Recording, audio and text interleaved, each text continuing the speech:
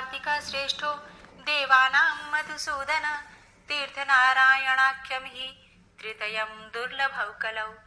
स्कंद पुराण में लिखे गए इस श्लोक के अनुसार भगवान विष्णु और विष्णु तीर्थ के समान ही कार्तिक मास भी श्रेष्ठ और दुर्लभ है। इसलिए कार्तिक मास में किए गए स्नान दान व्रत का फल कई गुना होकर प्राप्त होता है। कहा जाता है, मतलब शास्त्रों में ये वर्णित है कि जो हम पूरे वर्ष भर में जप तप करते हैं, दान करते हैं, व्रत करते हैं, या फिर हम कोई मंत्र जप करते हैं या कोई भी धार्मिक अनुष्ठान करते हैं, मतलब कोई भी धार्मिक कर्म हम करें पूरे वर्ष भर, उसका फल और कार्तिक मास में किए गए जो पुण्य कर्म होते हैं, जो भी हम व्रत करते हैं या स्नान करते हैं, कोई एक नियम भी पालन करते हैं, उसका फल समान हो जाता है। मतलब वर्ष भर में अगर आप कोई भी पुण्य कर्म करते हैं, उससे कई गुना होकर मात्र कार्तिक मास का फल हमें मिलता है। इसलिए कार्तिक मास को सभी मासों में श्रेष्ठ माना गया है।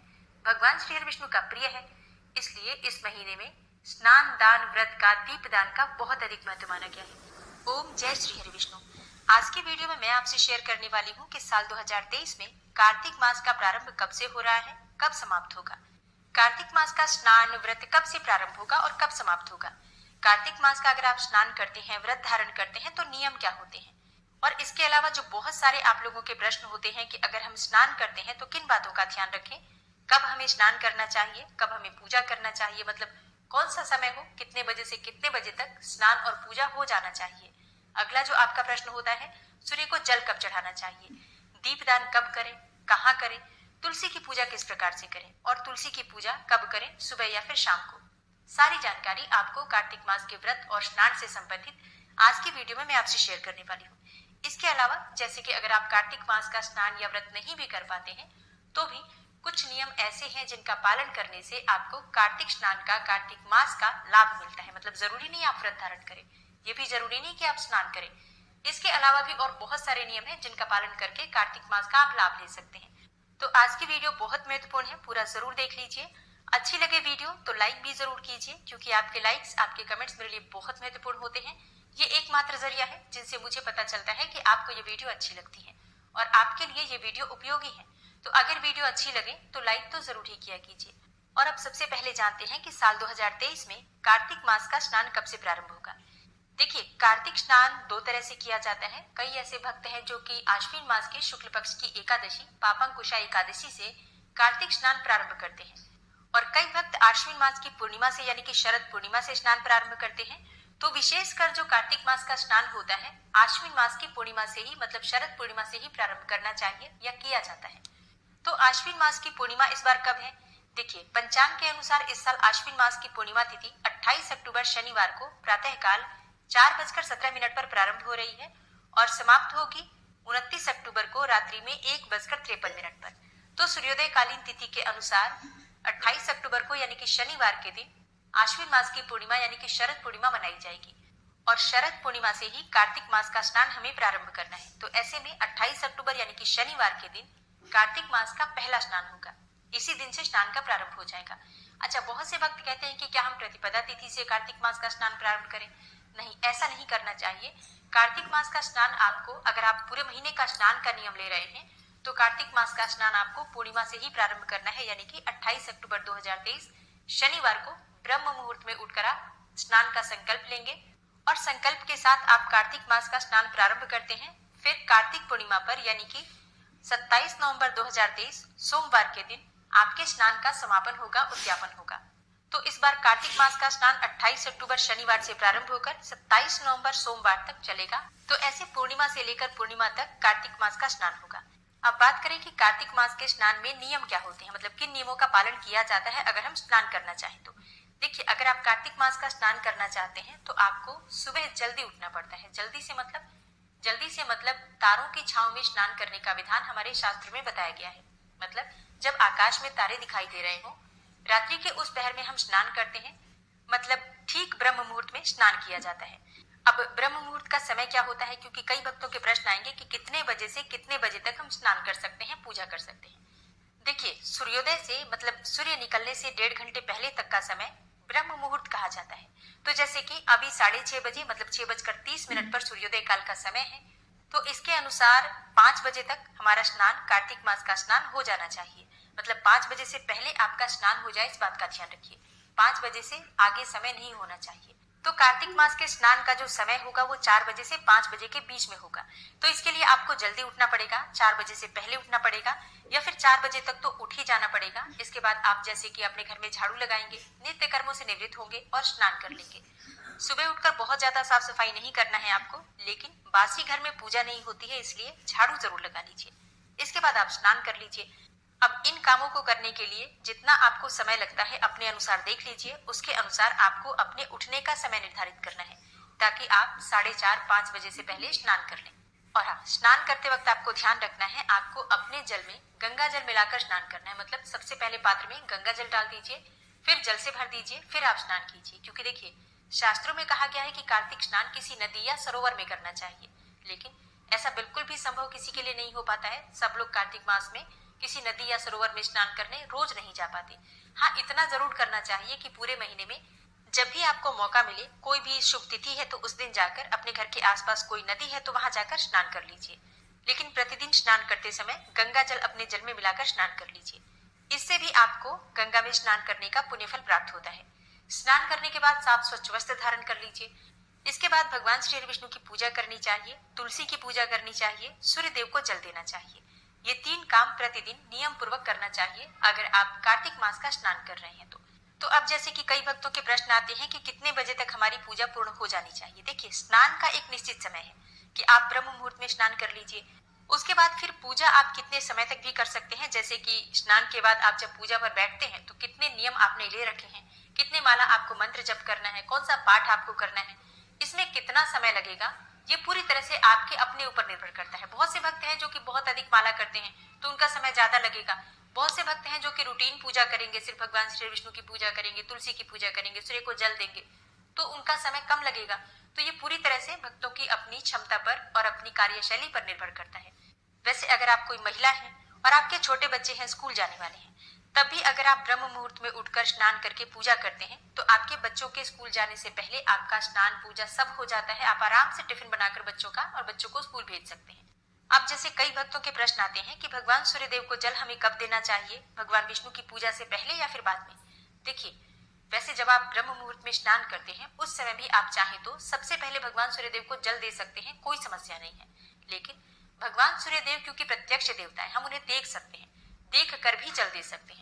तो थोड़ा समय इंतजार कर लीजिए। जैसे कि आप भगवान विष्णु की पूजा कर लीजिए, तुलसी की पूजा कर लीजिए, जो भी आप माला मंत्र करना चाहते हैं कर लीजिए।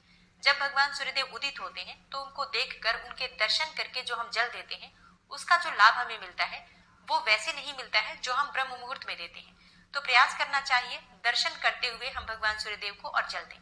लेकिन फिर भी मैं आपसे कहूंगी कि आप लोग अपना समय देख लीजिए, जब आपके पास समय हो। अगर आपके पास सुबह सूर्योदय काल में समय नहीं हो पाता है जल देने का तो आप ब्रह्म मुहूर्त में भी भगवान सूर्यदेव को जल दे सकते हैं। भगवान विष्णु की पूजा से पहले भी आप जल दे सकते हैं, चाहे तो बाद में भी दे सकते हैं जल। मन में कोई संशय मत रखिएगा, पूजा पहले हो या सूर्यदेव को जल पहले दें, एक ही बात है। अब जैसे कि कार्तिक मास का अगला नियम होता है दीपदान करना, और बहुत महत्वपूर्ण नियम होता है दीपदान करना। अगर आप स्नान नहीं कर पाते हैं, व्रत नहीं कर पाते हैं, कुछ भी नहीं कर पाते हैं तो दीपदान तो जरूर करना चाहिए।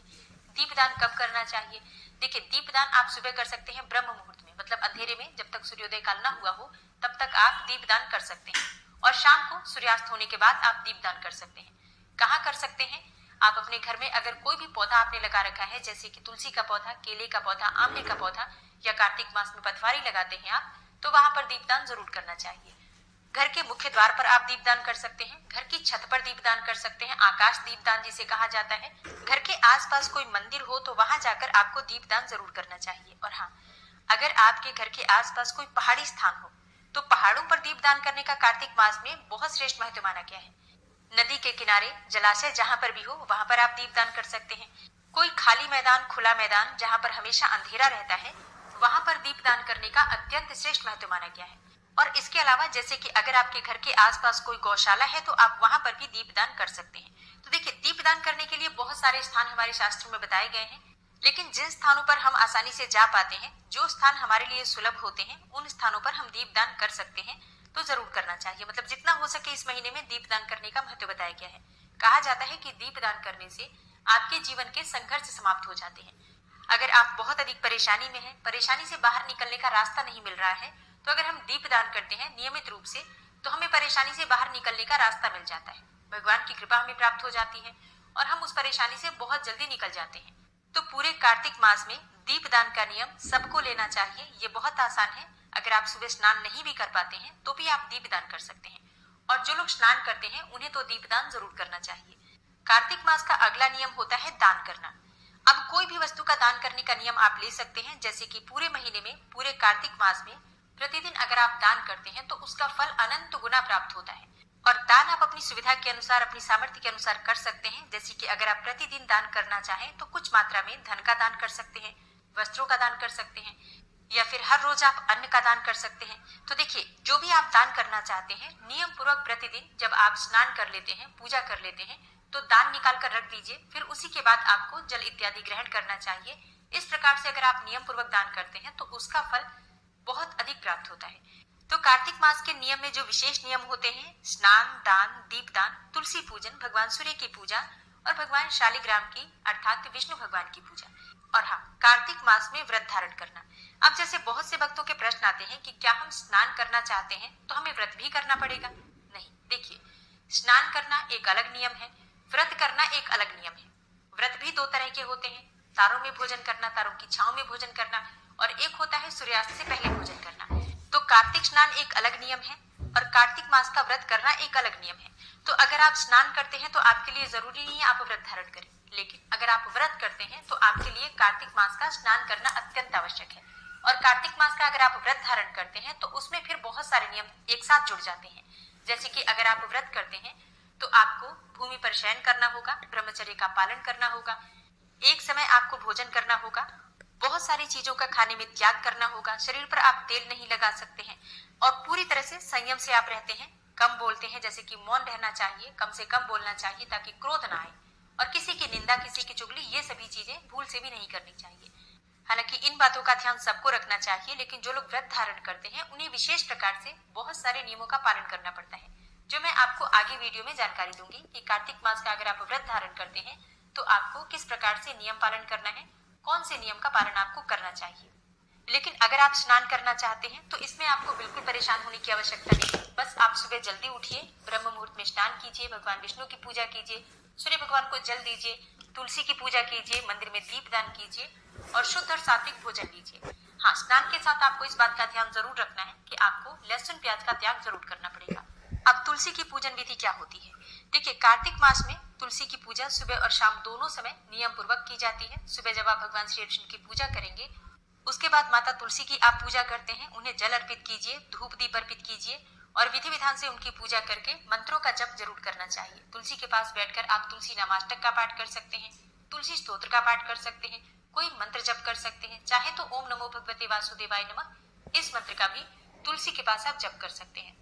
मतलब कार्तिक मास में सुबह और शाम दोनों समय तुलसी में दीपदान किया जा सकता है, क्योंकि हम जब जल्दी उठते हैं तो स्नान करने के बाद सूर्योदय से पहले हम तुलसी में जल भी देते हैं और दीपदान भी कर लेते हैं। तुलसी पूजा की संपूर्ण विधि की वीडियो मैं आपसे आगे शेयर करूंगी, तो जरूर देखिएगा। और हाँ, कार्तिक मास का अगला नियम होता है धार्मिक पुस्तकें पढ़ना। आप चाहें तो कोई भी धार्मिक पुस्तक, जैसे कि कोई पुराण पढ़ सकते हैं, या फिर आप चाहें तो कार्तिक मास की कथा कहानियां पढ़ सकते हैं, सत्संग सुन सकते हैं, मंत्रों का जप कर सकते हैं, भजन कीर्तन कर सकते हैं। मतलब अधिक संख्या में भगवान के नाम का स्मरण, मंत्र जप करना या मंत्रों को सुनना या फिर भजन कीर्तन करना, मतलब सत्संग सुनते भी हैं अगर आप, तो उसका भी आपको बहुत अधिक फल प्राप्त होता है। तो प्रयास करना चाहिए अधिक से अधिक समय अपना भगवान के चिंतन में बिताएं। अब जैसे कि कई भक्तों के प्रश्न आ रहे हैं कि क्या हम पहली बार कार्तिक मास का स्नान कर सकते हैं, व्रत कर सकते हैं, क्योंकि इस साल अधिक मास लगा है, तो क्या हमें पहली बार व्रत या फिर स्नान प्रारंभ करना चाहिए? देखिए, बिल्कुल करना चाहिए, क्योंकि कहा जाता है कि जब कोई शुभ कर्म करने का विचार आता है तो उसी समय तुरंत उसे कर लेना चाहिए। क्योंकि अगर हम कोई समय निर्धारित करते हैं, हमें नहीं पता ईश्वर ने हमें कितना समय दे रखा है, इसलिए जब आपका विचार आए कि आप कोई शुभ कर्म करना चाहते हैं, कर लीजिए। जब हम कोई शुभ कार्य करते हैं तो वो समय, वो दिन अपने आप ही शुभ हो जाता है। तो बिल्कुल आप पहली बार स्नान कर सकते हैं, व्रत करना चाहें तो व्रत भी प्रारंभ कर सकते हैं, कोई समस्या नहीं है, कोई संशय नहीं है। तो 28 अक्टूबर से कार्तिक मास का स्नान प्रारंभ होगा। आप सब जरूर कीजिए स्नान, कम से कम स्नान तो हम कर ही सकते हैं। व्रत अगर नहीं भी धारण कर पाते हैं आप किसी भी कारणवश, क्योंकि व्रत में बहुत सारे नियम होते हैं, तो सबके लिए आसान नहीं होता पालन करना, लेकिन स्नान करने में बहुत अधिक नियम नहीं है। आप लोग कम से कम ब्रह्म मुहूर्त का स्नान अवश्य कीजिए। उम्मीद करती हूँ ये वीडियो आपके लिए उपयोगी होगी। इसके अलावा कोई भी आपका प्रश्न हो तो आप कमेंट बॉक्स में जरूर लिख दीजिए, ताकि उस विषय पर आपको कार्तिक मास प्रारंभ होने से पहले वीडियो मिल जाए। और हाँ, प्रतिदिन कार्तिक मास की कथा, कहानियां, महात्म, ये सभी वीडियो आपको हर रोज इस चैनल पर मिल